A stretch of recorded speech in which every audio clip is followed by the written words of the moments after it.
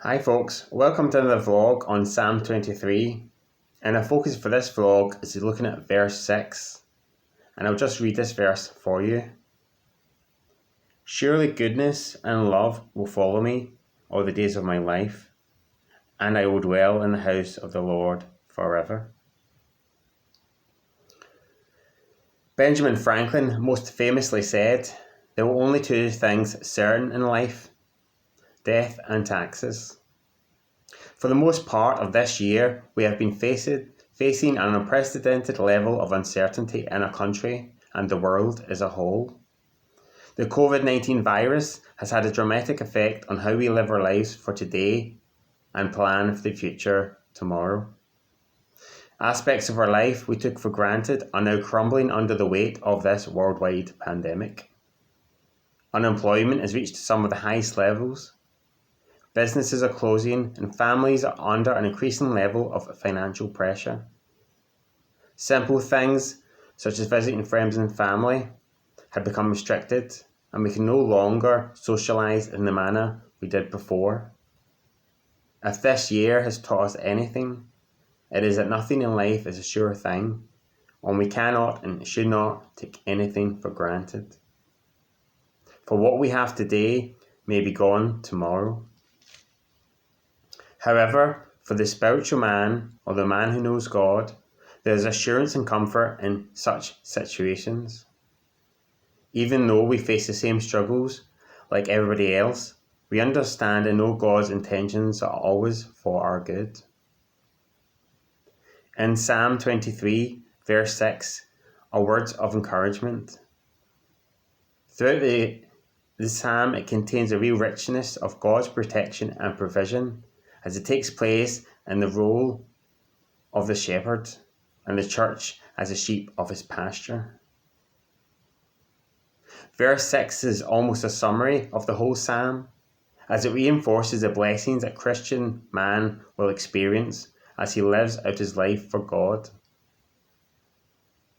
To begin with, it sets out the promises of God.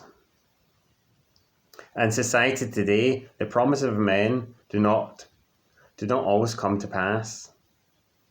The word promised is used almost flippantly, with no real intention to follow something through. I will promise to be there in time. They arrive 30 minutes late. I promise to get back to you. They never do. I promise to never let you down, but it inevitably happens.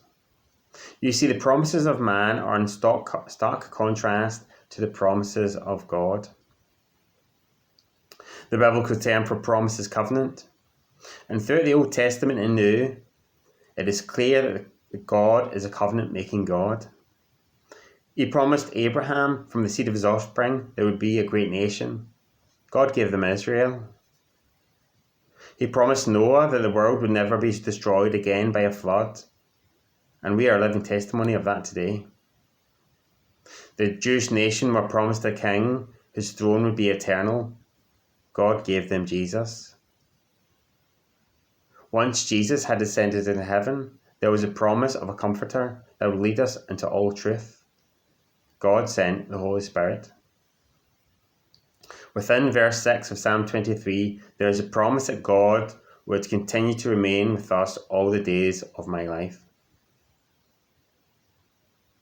Furthermore, that this promise is extended into eternity, life in heaven, dwelling in the house of the Lord forever, as we pass from this life into the next. Therefore, as we reflect on the promises we have in God, it points to the permanence of our relationship with God. As I have already stated, the world is subject to change, and we can never be sure of what we have today. We can never assume the permanence of our jobs, our marriage, or even if we will live to see tomorrow. Nothing is guaranteed. Nothing is certain. However, what we have in God, we have through to eternity. We know this because the Bible tells us that nothing can separate us from the love of God, and his provision for our lives is something that is steadfast and sure. Looking at the language the psalmist uses, The word surely at the beginning of the verse is a poignant reminder of the confidence and assurance we have in God. Words with a similar meaning are those like firmly, steadily, solidly, and securely. It is not surprising then that when we read the verse that we can depend upon what God has said. There is permanence in his promises, and this can give us great comfort. And continuing with the shepherd analogy, in the Middle East, the shepherd becomes behind the sheep to offer them continual protection and direction. Without the shepherd, the sheep may go astray and become lost. This is also true of our spiritual condition with God the Father. Like the shepherd, he remains close to us, guiding us along life's paths and guarding us against the challenges and dangers we might face. So with that, there's not only a permanence in his promises, but a permanence in his presence. He remains faithful and abiding in us. This is echoed in the words of Christ when he told his disciples that he would never leave them nor forsake them. This is true of us today as much as for the disciples back then. Following on from this, and as we reflect upon the permanence of God's promises and presence, this leads us to have a greater sense of peace. Like the apostles of old, we may find ourselves in choppy waters and unable to steady the ship. Our lives have been turned upside down and we are crying out for a sense of calm. However, when we open God's words, it's as if we can hear what Jesus cried out to the disciples on the Sea of Galilee that night. Be still. With many verses in the Bible, they provide us with great level of comfort. This is rooted in the fact that God understands what we are experiencing and wants us to find rest in what he says. He wants us to find calm. He wants us to experience his peace. With Psalm 23, this is repeated throughout. With verses such as, he leads us by still waters, and he lays us down by green pastures. He restores my soul. As a good shepherd, he wants his sheep not to panic and become fearful. At the beginning, I quoted Benjamin Franklin. It's quite true what he said. This pandemic is a sad reminder of it. With the massive loss of life worldwide, death is something that is certain. Furthermore, it is also true what he said about taxes, and with the continual furlough scheme by the government to keep the economy afloat, it is most likely that taxes will increase in the next financial year. However, for the Christian man or the man who knows God, we can also be certain of a number of things.